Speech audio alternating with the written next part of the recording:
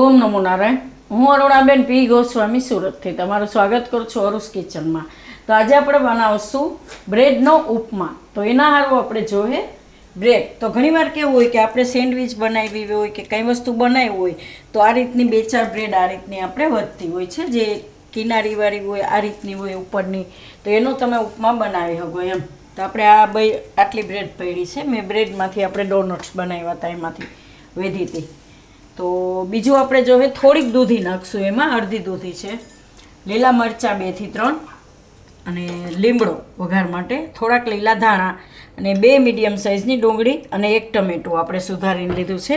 અને વઘાર માટે આપણે લીધી છે ચણાની દાળ 1 ચમચી ને 1 ચમચી અડદની દાળ, અને એટલો આપણે લીધો છે સાંભાર મસાલો.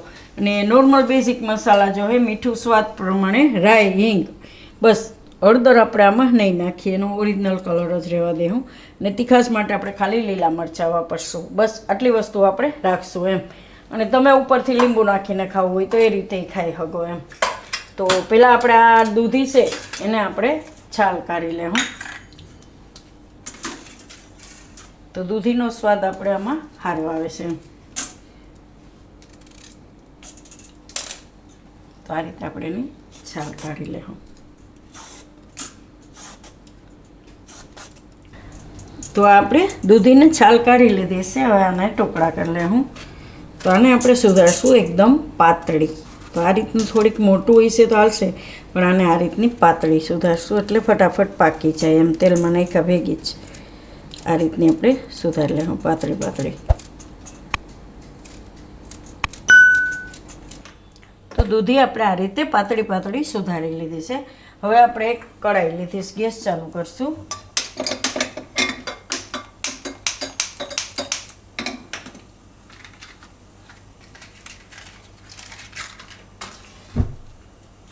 આમાં આપણે તેલ નાખશું વઘાર માટે. તેલ તો આપણે બતાવવાનું ભૂલાઈ જ ગયું. આ રીતે અડધા ચમચા જેટલું તેલ નાખવાનું. તેલને ગરમ થવા દેવું. તો તેલ આપણું ગરમ થઈ ગયું છે, તો આપણે ધીમો ગેસ કરી દીધો છે. એમાં આપણે નાખશું રાઈ.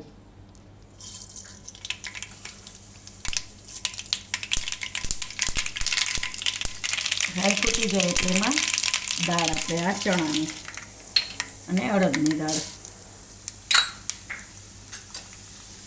દાળને થોડી લાલ થવા દેવાની.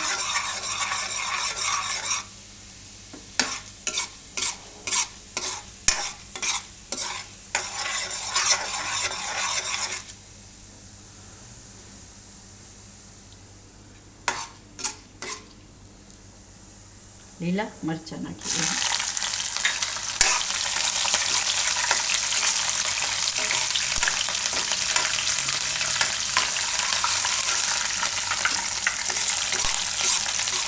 આ રીતની દાળ થઈ જવી જોઈએ. થોડીક આપણે હિંગ નાખીશું અને ડુંગળી નાખી દઈશું અને લીમડાના પાન નાખી દઈશું.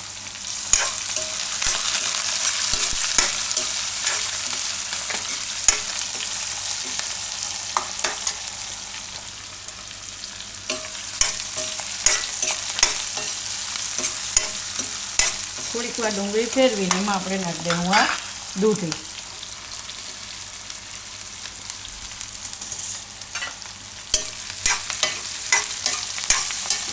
અને દૂધીને થોડીક વાર પાકવા દેવું તેલમાં વચ્ચે વચ્ચે હલાવતા રહેવું.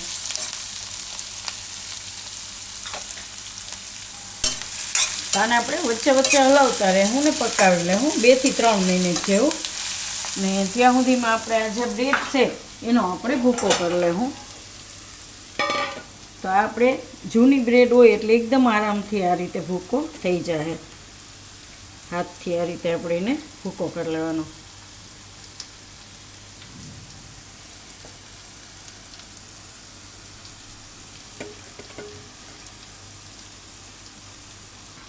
તો આ બ્રેડનો ભૂકો આપણે આ રીતે કરી લીધો છે બધું. આ રીતને થોડી કરીએ તો એ હાલે આખી. હવે આપણે દૂધી પાકી દઈશું. 2 થી 3 મિનિટ અમારે એટલે એકદમ પાકી જાય આ રીતની. અને દાળનો કલર તેલમાં હજી થોડોક ગોલ્ડન જેવો થઈ ગયો. હાવ કાળો ન ખાવો જોઈએ એમ. તો હવે આમાં બીજા મસાલા આપણે નાખી દેવું. તો મીઠું નાખી દેવું સ્વાદ પ્રમાણે.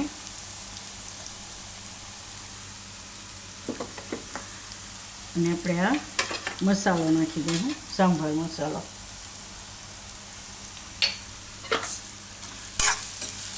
ટમેટા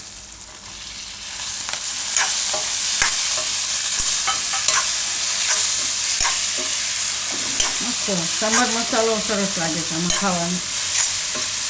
થોડાક લીલા ધાણા નાખી દઉં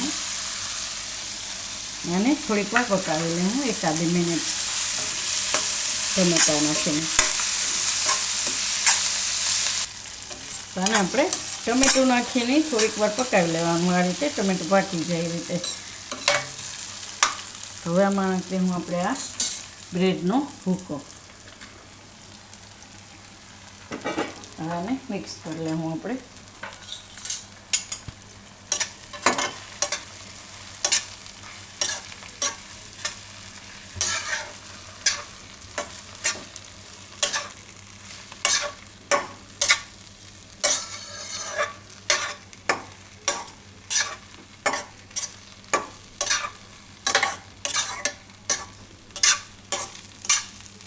આપણે શું છે કે આપણે કંઈ વસ્તુ જવા ન દે, ખાવાની વસ્તુ વધી હોય ને તો આપણે ગુજરાતીઓનું એમ કે આપણે ઓલું ખીચડી વધી હોય તો મુઠિયા કરી નાખીએ કે થેપલા કરી નાખીએ કે કોઈ પણ વસ્તુ વધી હોય તો આપણે એને વેસ્ટમાંથી બેસ્ટ બનાવતા જોઈએ એ રીતે એમ.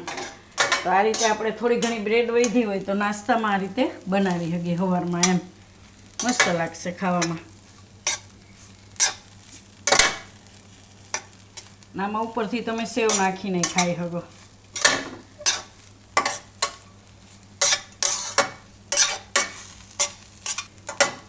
તો આ રીતે આપણે મિક્સ કરી લેવાનું બધું. એકદમ સરસ લાગશે ખાવામાં અને દૂધીનો સ્વાદ આમાં એકદમ અસર આવે છે. તો હવે ગેસ બંધ કરી દે હું અને ઉતારી લે હું નીચે.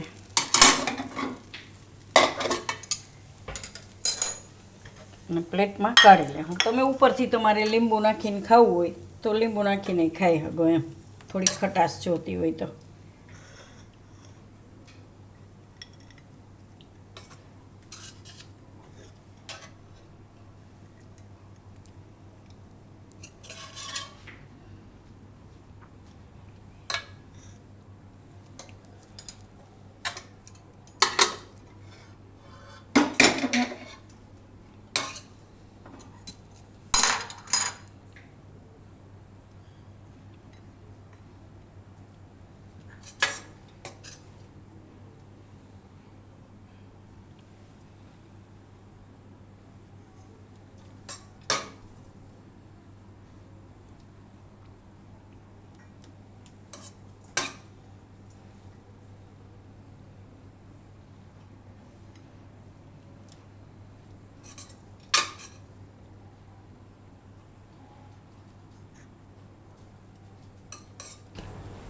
તો તૈયાર છે આપણો બ્રેડનો ઉપમા.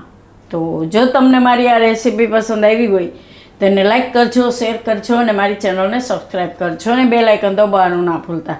કમેન્ટ કરીને કહેજો કે તમને કેવો લાગ્યો આ બ્રેડનો ઉપમા.